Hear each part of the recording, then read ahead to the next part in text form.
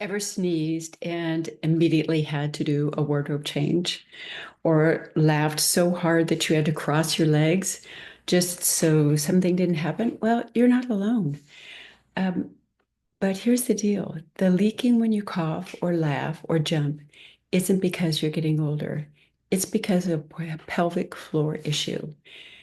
Your pelvic floor isn't just about leaks. It affects your balance, your posture, and even your feet. When these muscles aren't working right, you can feel wobbly. You notice maybe back pain. You may have constipation or struggle with foot pain. The good news is you can fix it. And I'm going to show you how in this session. And stay to the end because there's going to be something else that you can do as well.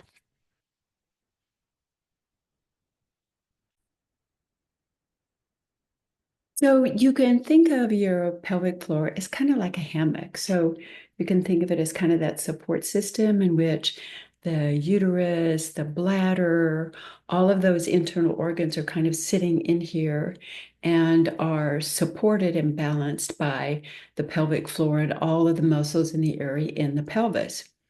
Now, they also have an impact on, for example, constipation, gas leaking, all of those kinds of things. If all of this support system isn't working well, you can also have back pain. Sometimes there are issues associated with feet, of all things, right? So there's a correlation between your pelvic floor and this hammock and how well it's working, and your big toe. Really, that was pretty surprising to me that it impacts. And I noticed as I started doing these exercises and these things that actually improved. And I'm an Argentine tango dancer. I walk backwards in heels, and the impact that has on my ability to step differently, but also to decrease the foot pain, I found absolutely amazing. And I was super excited about it as well. So I'm here to share with you some of the things that you can do. But first of all, let's look at what causes it. There are many reasons that it happens. One is if you have a job in which you're standing a lot. Another is if you have a job where you're sitting a lot. Pregnancy, all of that pressure downward on all of those muscles and everything can have an impact on it. Menopause has an impact on the whole pelvic floor and how that part works. If you force, when you urinate or pee, if you push it out, again, you're pushing down on that pelvic floor and really stretching that without having anything to kind of help support it to bring it up. If you lift heavy things and you lift them in a way in which you're pushing down on the pelvic floor rather than pulling that in when you lift, that also can cause weakness. So there's a lot of reasons that we have weakness in the pelvic floor, but those are just a few of them. So, what are some of the signs and symptoms that you have an issue or that you need help? Pretty common when you sneeze or you cough or you laugh, you have a little bit of leakage. And sometimes it can be a little or a lot. Or if you know that you're going to do any of those things, you kind of cross your legs and anticipate that we need a little to recruit a little extra help here on this one. Um, if you have the habit of you go to the bathroom, you go pee every time before you go someplace, and then when you get there, I actually have a client who was, she stopped traveling because she didn't want to be in a situation where she couldn't get to the bathroom because it was just way too embarrassing. And this is a woman who did a lot of travel for a lot of her life, but gave that up because she didn't think it was going to be possible for her to ever have control over her bladder and to ever stop leaking. It's one of those things when once you get to a certain point in your life and you're no longer having menses, you think, I'm done with all of that. And then boom, this happens. And it's kind of like, oh, I don't really like that. If you find that you have gas and you can't hold it, especially when you really need to. Surprisingly, all of the muscles in that area are very intertwined with each other and support each other. So that's also something that is very common that happens. Um, if you feel a little wobbly or off balance, and that's because all those muscles in there aren't really supporting you properly. Um, if you don't drink water or whatever it is because you are concerned that you're not going to make it till the next time you can find a bathroom. Uh, these are all super common ways that you can see that it happens. Also, there can be some discomfort associated with it or feeling like something's not sitting right because you can have maybe your movement isn't right as far as your body or something feels stuck in your back. As far as that goes, these are all things that, especially when you take a big picture look at those, they all really tell the sign of, hey, your pelvic floor needs a little help. So next, I want to talk about what you can do. And there's some things that are super simple that don't require doing certain exercises. We talked about them a little bit as far as what's causing the bladder floor or the pelvic floor to be weakened. And so we'll go through some of those and then we'll talk a little bit about some of the exercises. And looking at this and saying, okay, this is all manageable. You can do all of these things. And yes, it takes a little bit of time because what you have to do is you have to wake up the muscles.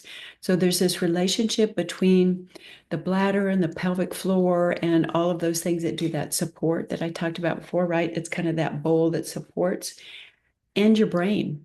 And sometimes because we haven't used those muscles or because we only use them in a certain way, or because they're too tight, we need to really start to change the way and the relationship between our brain and that part of our body. Didn't know that the brain and the pelvic floor thing were going to be all together, but they are. So, first thing is when you go to the bathroom, do not force the pee out. It's not, that's the thing is, this is not a sprint. This should be a time when you take your time, allow the urine to come out in its natural flow rate. If it takes you 90 seconds longer in the bathroom, who really cares? But also making sure that you fully empty your bladder. So sometimes it takes a little while. Sometimes you kind of move the rock, so to speak, the hips back and forth a little bit because we want to make sure we empty the bladder fully. There are issues associated with we don't want that hanging around. It's waste products from your body. We want to get rid of it, but also allowing the bladder then to totally go back to its normal position. So when you lift something, rather than lifting that you push down into the ground and really pushing down with your lower, that whole pelvic floor. Instead, and I'll kind of demonstrate a little bit, instead of thinking of it as lifting up in here, so I engage this part of my body first before I lift anything. And that is, it can be something small, it can be something big, it doesn't matter, but I want those muscles pulling in and up, not pushing out and flat. And if that means that I can't lift something as heavy initially until I get those muscles trained to kick in and say, hey, we got a job to do. We got to support the core and everything else. And that kind of inward motion to really help support what it is that I'm doing when I'm lifting. Also, pay attention when you exercise. And a lot of us are doing weights because once we get to a certain age, we need to have that resistance to help build and retain muscle. And also, it's good for the brain. So, we want to make sure that we are doing where our form is proper when we're doing those kinds of exercises, and really rather than, like I said, pushing out. And you can feel it sometimes if you put your hand on your belly before you go to lift something. Am I pushing out? Am I pulling in? So now let's talk about Kegels. So a couple of things to kind of help you understand about them is, and something that I didn't realize until I started doing a little bit of research and actually went to a pelvic PT myself, just because wanted to see what it is that they have to say and if it was anything different than what I was doing. So Kegels in particular should not be done when you're peeing. Now, I was taught many, many years ago that that's how you could tell whether or not they were effective, is that you would urinate a little bit and then Kegel and on and on and on. And that really started to build that strength and control that you needed. But what I found out was that confuses the brain because the brain's like, are we going? Aren't we going? Make up your mind. You're doing all of this. I think we need to go. You're telling me not to. So we're going to let go of that. We're not going to do our Kegels while we are urinating. So let's talk about the Kegels themselves. So thinking about it, and the one that I really like the most is you can relate it to an elevator. So when you're thinking, and I do these sitting down, I've also started doing them standing up and laying down because after all, I'm dancing or I'm moving or I'm doing whatever it is. I want to make sure that all of my muscles in the pelvic floor are activated and know. So it's not just when I'm sitting and I might cough or sneeze or whatever. I might be walking around. I might be in the grocery store. I might be doing something else. So I want to make sure that they're working all the time, but start with them while you're sitting down.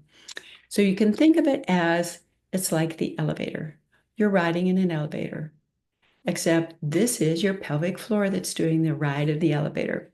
So you're going to start at the bottom and just pull in the muscles in and up as you go, and just pulling in and up. And you get about to your belly button and then you release it. And this might take a while to warm these muscles up, and it's okay. It's okay to do it that way. In fact, I recommend that you first start doing these laying down. And when you lay down, put your hand on your belly and down in this area down right above the pubic bone and really feel, can I feel movement in there? If you don't, that's okay. You're waking those muscles up. They've been asleep for a while. And if you've had children or a C-section or you sit a lot, yep, that can happen. So we're going to fix that. We're going to take care of how you wake those up. Very simple. Lay down, comfortable position on the floor, and just think about that contraction starting at the very bottom, like where we always talk about the Kegels. So you're tightening up, then take it up like you're going up maybe, I don't know, to the fourth floor, and then release it, and then do it again. Now, you might find that you actually become a little bit fatigued, which it's brand new use of the muscles. It's that brain body connection again. And that's good. That means those muscles are waking up. And if you can't do more than one or two or three, great. Tomorrow or later today, you'll be able to do more. My recommendation is to do them 3 times a day to start out with and for at least a month, and slowly start to build in those exercises in doing that. The second exercise that I want to talk to you about is one in which you pull the muscles that are behind, so that are grabbing the anus, right? So you tighten those. We don't really think about tightening those, but who wants a gas leak?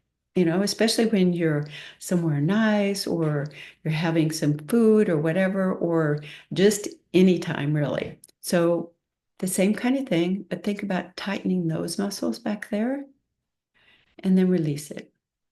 And you tighten it and you hold it for 5 seconds and release.